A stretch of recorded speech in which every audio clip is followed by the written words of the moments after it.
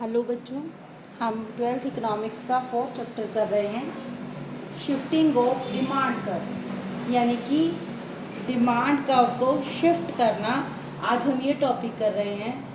हमने इससे पहले के वीडियो में किया है कि डिमांड कर्व कब शिफ्ट होता है, हमारा जो मांग वक्र है उसमें कब खिसकाव होता है, जब मांग में वृद्धि होती है। कीमत के कारण परिवर्तन हो, प्राइस के कारण परिवर्तन हो, तो हम एक ही डिमांड कर्व पे मूव करते हैं। लेकिन अगर प्राइस के अलावा अदर फैक्टर्स, अन्य तत्वों में कोई भी चेंज आए तो हमारा डिमांड कर्व आगे या पीछे की ओर शिफ्ट हो जाता है। तो डिमांड कर्व के शिफ्ट का एक रीजन है cross price effect. Cross price effect क्या होता है बेटा? संबंधित वस्तुओं की कीमतों में अंतर।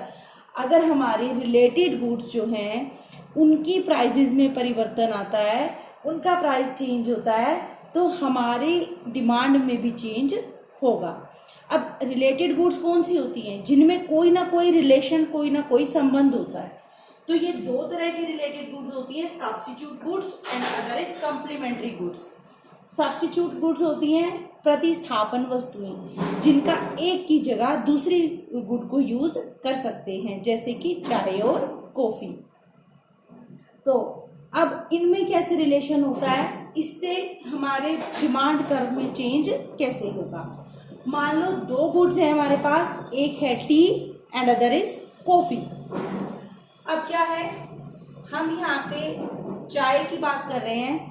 चाय का प्राइस फिक्स है, हमने यही किया था ना मांग में परिवर्तन में, चेंज इन डिमांड में, कि प्राइस फिक्स रहता है, प्राइस के अलावा अदर फैक्टर्स में चेंज होता है।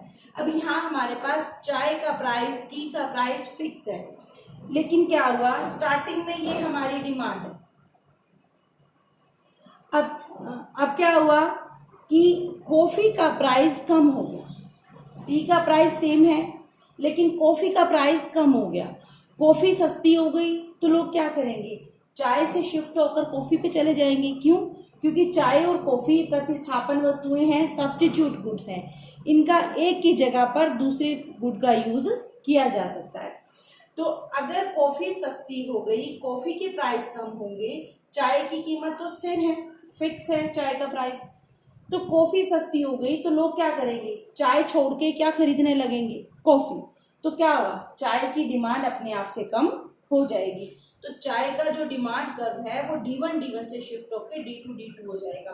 पहले चाय की डिमांड इतनी हो रही थी OQ1, अब कितनी डिमांड हो रही है OQ2।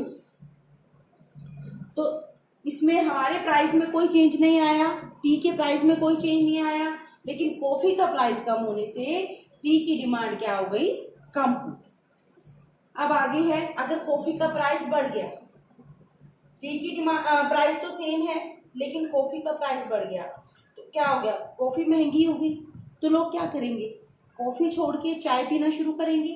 तो चाय की डिमांड D1 D1 से बढ़कर क्या हो गई, D2 D2। पहले चाय की डिमांड हो रही थी Q1, अब कितनी डिमांड हो रही है चाय की, Q2। ये क्या हो गया, इंक्रीज हो गया हमारी डिमांड में, जिसकी वजह से हमारा डिमांड कर्व क्या हो गया, आगे की तरफ शिफ्ट हो गया। अगर डिमांड में इंक्रीज होता है, वृद्धि होती है, तो हम राइट साइड शिफ्ट होते हैं, लेकिन अगर कमी होती है तो हम लेफ्ट साइड शिफ्ट होते हैं। यानी कि वृद्धि होने पर दाईं तरफ और कमी होने पर बाईं तरफ शिफ्ट होता है हमारा डिमांड कर्व। अब है कॉम्प्लीमेंट्री गुड्स। कॉम्प्लीमेंट्री गुड्स होती हैं पूरक वस्तुएं, जो एक दूसरे को कॉम्प्लीमेंट करती हैं, एक दूसरे को पूरा करती हैं, एक के बिना दूसरी का कोई यूज नहीं है। जैसे कि गाड़ी और पेट्रोल, पेट्रोल के बिना गाड़ी की कोई वैल्यू नहीं है। अब क्या हुआ, कॉम्प्लीमेंट्री गुड का प्राइस इंक्रीज हो गया। अब क्या है, हमारी गुड का प्राइस सेम है, हम पेट्रोल लेते हैं तो पेट्रोल का प्राइस क्या है, सेम, लेकिन क्या हो गया, कॉम्प्लीमेंट्री गुड है उसकी गाड़ी, गाड़ी का प्राइस क्या हो गया, इंक्रीज हो गया। गाड़ी का प्राइस इंक्रीज हो गया, गाड़ी महंगी हो गई तो लोग कम खरीदेंगे गाड़ी। जब गाड़ी नहीं होगी तो पेट्रोल भी कम बिकेगा, तो पेट्रोल की डिमांड अपने आप से कम हो जाएगी। पहले प्राइस यही है लेकिन डिमांड क्या है, D1 D1, लेकिन जैसे ही गाड़ी महंगी हुई तो पेट्रोल की डिमांड भी अपने आप से कम हो गई। क्यों? क्योंकि गाड़ियों की डिमांड भी कम हो गई।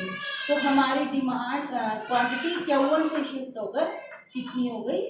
Q2। ये क्या है? Decrease in demand. क्यों? क्योंकि हमारी कॉम्प्लीमेंट्री गुड का प्राइस इंक्रीज हो। अब यहाँ क्या है? यहाँ कॉम्प्लीमेंट्री गुड्स के प्राइस में रिडक्शन हो रही है, कमी हो रही है। यानी कि जो जैसे कि गाड़ी है, गाड़ी का प्राइस कम हो रहा है, गाड़ी का प्राइस कम होएगा, गाड़ी की कीमत कम होगी तो गाड़ी की डिमांड बढ़ जाएगी। तो डिमांड बढ़ने से क्या होगा? गाड़ी की डिमांड बढ़ेगी तो पेट्रोल की डिमांड भी तो बढ़ेगी। क्यों? क्योंकि गाड़ी बिना पेट्रोल के नहीं चलेगी, तो पेट्रोल की डिमांड भी ऑटोमेटिकली बढ़ जाएगी। पहले पेट्रोल की डिमांड थी Q1, अब कितनी हो गई पेट्रोल की डिमांड? Q2। तो क्या है? अगर प्रतिस्थापन वस्तुएं हैं, सब्स्टिट्यूट गुड्स हैं, तो उनका क्रॉस प्राइस इफेक्ट क्या होगा? मतलब संबंधित प्राइस कीमतों का इफेक्ट क्या होगा? अगर एक की प्राइस कम हो रहा है तो दूसरे की डिमांड बढ़ जाएगी। समझ में आ रहा है? एक का प्राइस कम हो रहा है तो दूसरे की डिमांड कम हो जाएगी। क्यों? क्योंकि देखो कॉफी का प्राइस कम हो रहा है तो चाय की डिमांड कम होगी। क्यों? क्योंकि अब लोग चाय छोड़ के क्या लेना शुरू करेंगे? कॉफी। और अगर एक का प्राइस बढ़ रहा है तो दूसरे की डिमांड क्या हो जाएगी? बढ़ जाएगी। एक की कमी हो रही है तो दूसरे की एक का प्राइस कम हो रहा है और दूसरे की डिमांड कम हो रही है। एक का प्राइस बढ़ रहा है तो दूसरे की डिमांड बढ़ रही है। और इसमें एक का प्राइस बढ़ेगा तो दूसरे की डिमांड कम होगी और एक का प्राइस कम होगा तो दूसरे की डिमांड बढ़ जाएगी। इसको समझने का सबसे सही तरीका है, आप अपने माइंड में दो गुड्स याद रखें, जैसे कि सब्स्टिट्यूट गुड्स हैं, चाय कॉफ़ी, कॉम्प्लीमेंट्री हैं गाड़ी और पेट्रोल। ये दोनों याद रखें और अपने आप से सोच के देखें कि क्या इफेक्ट होगा। तो ये आप लोगों ने डायग्राम्स बना के देखने हैं, अच्छे से ट्राई करने हैं, तभी ये समझ में आएगा। अगर समझने में दिक्कत आ रही है तो ये वीडियो 2 बार देखें, अच्छे से आपको समझ में आएगा। Thank you.